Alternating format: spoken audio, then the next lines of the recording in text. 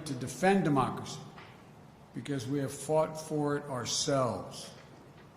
Over the past few days, we've been in close cooperation with our allies and partners to bring together the international community to address the military coup in Burma. I've also been in touch with Leader McConnell to discuss our shared concerns about the situation in Burma, and we are united in our resolve. There can be no doubt, in a democracy, force should never seek to overrule the will of the people or attempt to erase the outcome of a credible election. The Burmese military should relinquish power they have seized, release the advocates and activists and officials they have detained, lift the restrictions on telecommunications, and refrain from violence. As I said earlier this week, we will work with our partners to support restoration of democracy and the rule of law and impose consequences on those responsible. Over the past 2 weeks, I've spoken with the leaders of many of our closest friends: Canada, Mexico, the UK, Germany, France, NATO, Japan, South Korea, Australia, to reforming the habits of cooperation and rebuilding the muscle of democratic alliances that have atrophied over the past few years of neglect and, I would argue, abuse.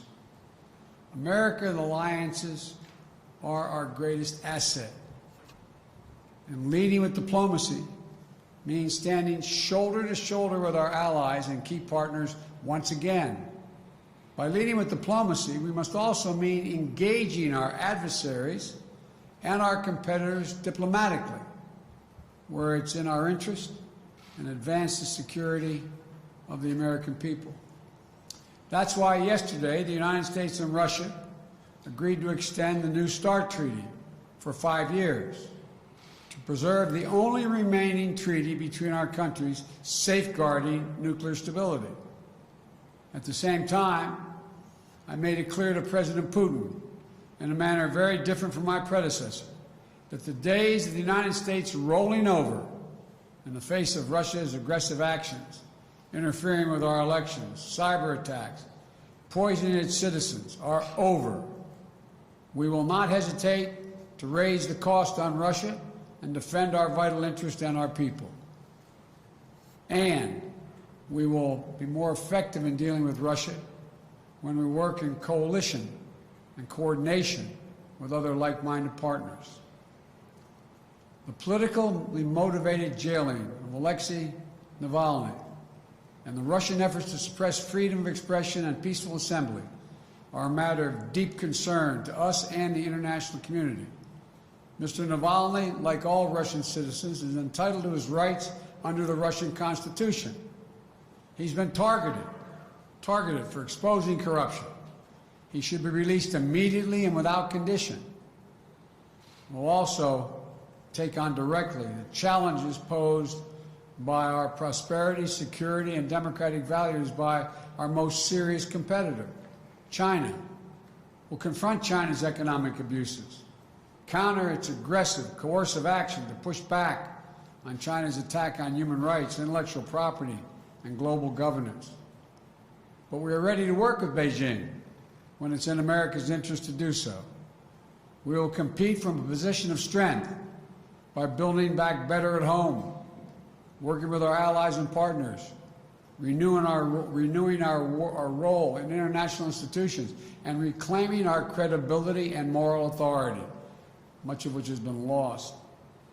That's why we moved quickly to begin restoring American engagement internationally and earn back our leadership position, to catalyze global action on shared challenges.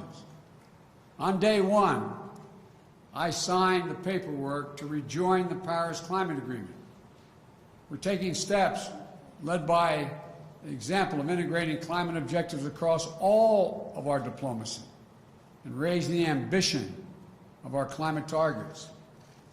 That way we can challenge other nations, other major emitters, to up the ante on their own commitments. I'll be hosting a Climate Leaders Summit to address the climate crisis on Earth Day of this year. America must lead in the face of this existential threat. And just as with the pandemic, it requires global cooperation. We've also re-engaged with the World Health Organization. That way we can build better global preparedness to counter COVID-19, as well as detect and prevent future pandemics, because there will be more.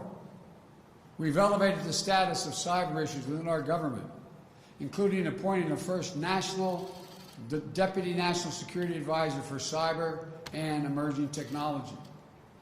We're launching an urgent initiative to improve our capability, readiness, and resilience in cyberspace. Today, I'm announcing additional steps to course correct our foreign policy and better unite our democratic values with our diplomatic leadership. To begin, Defense Secretary Austin will be leading a global posture review of our forces so that our military footprint is appropriately aligned with our foreign policy and national security priorities. It will be coordinated across all elements of our national security, with Secretary Austin and Secretary Blinken working in close cooperation. And while this review is taking place, we'll be stopping any planned troop withdrawals from Germany. We're also stepping up our diplomacy to end the war in Yemen, a war which has created a humanitarian and strategic catastrophe. I've asked my Middle East team to ensure our support for the United Nations-led initiative to impose a ceasefire, open humanitarian challenge, and restore long-dormant peace talks. This morning, Secretary Blinken appointed Tim Lenderking, a career foreign policy officer, as our special envoy to the Yemen conflict, and I appreciate him doing this. Tim has lifelong experience in the region, and he'll work with the UN envoy and all parties of the conflict to push for a diplomatic resolution. And Tim's diplomacy will be bolstered by USAID working to ensure that humanitarian aid is reaching the Yemeni people who are suffering unendurable devastation. This war has to end. And to underscore our commitment, we are ending all American support for offensive operations in the war in Yemen, including relevant arms sales. At the same time, Saudi Arabia faces missile attacks, UAV strikes, and other threats from Iranian-supplied forces in multiple countries. We're going to continue to support and help Saudi Arabia defend its sovereignty and its territorial integrity and its people. We also face a crisis of more than 80 million displaced people suffering all around the world. The United States' moral leadership on refugee issues was a point of bipartisan consensus for so many decades when I first got here. We shine the lamp of liberty on oppressed people. We offered safe havens for those fleeing violence or persecution. And our example pushed other nations to open wide their doors as well. So today, I'm approving an executive order to begin the hard work of restoring our refugee admissions program to help meet the unprecedented global need. It's going to take time to rebuild what has been so badly damaged, but that's precisely what we're going to do. This executive order will position us to be able to raise the refugee admissions back up to 125,000 persons for the first full fiscal year of the Biden-Harris administration. And I'm directing the State Department to consult with Congress about making a down payment on that commitment as soon as possible. And to further repair our moral leadership, I'm also issuing a presidential memo to agencies to reinvigorate our leadership on the LGBTQI issues and do it internationally. You know, we'll ensure diplomacy and foreign assistance are working to promote the rights of those individuals, included by combating criminalization and protecting the LGBTQ refugees and asylum seekers. Finally, to successfully reassert our diplomacy and keep Americans safe, prosperous, and free, we must restore the health and morale of our foreign policy institutions. I want the people who work in this building and our embassies and consulates around the world to know I value your expertise and I respect you, and I will have your back. This administration is going to empower you to do your jobs, not target or politicize you. We want a rigorous debate that brings all perspectives and makes room for dissent. That's how we'll get the best possible policy outcomes. So with your help, the United States will again lead, not just by the example of our power, but by the power of our example. That's why my administration has already taken the important step to live our domestic values at home, our democratic values at home. Within hours of taking office, I signed an executive order overturning the hateful, discriminatory Muslim ban, reversed the ban on transgender individuals serving in our military. As part of our commitment to truth, transparency, and accountability, we stated on day one, we started on day one with daily briefings of the press from the White House. We've reinstituted regular briefings here at State and at the Pentagon. We believe a free press isn't an adversary. Rather, it's essential. A free press is essential to the health of a democracy. We've restored our commitment to science and to create policies grounded in facts and evidence. I suspect Ben Franklin would approve. We've taken steps to acknowledge and address systemic racism and the scourge of white supremacy in our own country. Racial equity will not just be an issue for one department in our administration. It has to be the business of the whole of government and all our federal policies and institutions.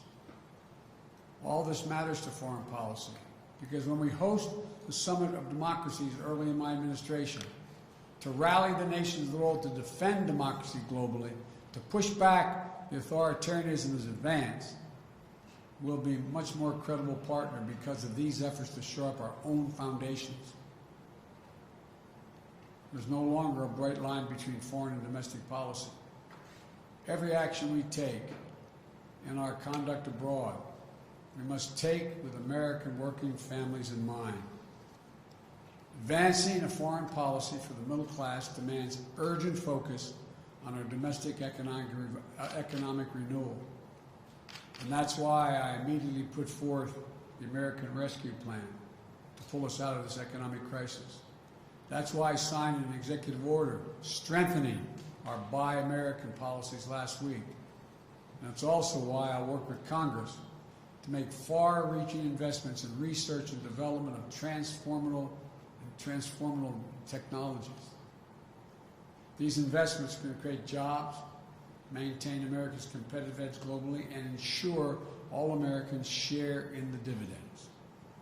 If we invest in ourselves and our people, if we fight to ensure that American businesses are positioned to compete and win on the global stage, if the rules of international trade aren't stacked against us, if our workers and intellectual property are protected, then there's no country on earth, not China or any other country on earth, that can match us. Investing in our diplomacy isn't something we do just because it's the right thing to do for the world. We do it in order to live in peace, security, and prosperity. We do it because it's in our own naked self-interest. When we strengthen our alliances, we amplify our power, as well as our ability to disrupt threats before they can reach our shores. When we invest in economic development of countries, we create new markets for our products and reduce the likelihood of instability, violence, and mass migrations. When we strengthen health systems in far regions of the world, we reduce the risk of future pandemics that could threaten our people and our economy. When we defend equal rights of people the world over, of women and girls, LGBTQ individuals, indigenous communities, and people with disabilities, the people of every ethnic background and religion, we also ensure that those rights are protected for our own children here in America. America cannot afford to be absent any longer on the world stage. I come today to the State Department an agency as old and as storied as the nation itself, because diplomacy has always been essential to how America writes its own destiny. For the diplomacy of Ben Franklin helped assure the success of our revolution. The vision of the Marshall Plan helped prevent the world from foundering on the wreckage of war. And the passions of Eleanor Roosevelt declared the audacious idea of universal rights that belong to all. The leadership of diplomats of every stripe doing the daily work of engagement created the very idea of a free and interconnected world. We are a country that does big things. American diplomacy makes it happen. And our administration is ready to take up the mantle and lead once again. Thank you all. May God bless you and protect our troops, our diplomats, and our development experts, and all Americans serving in harm's way. Go this way. Thank you.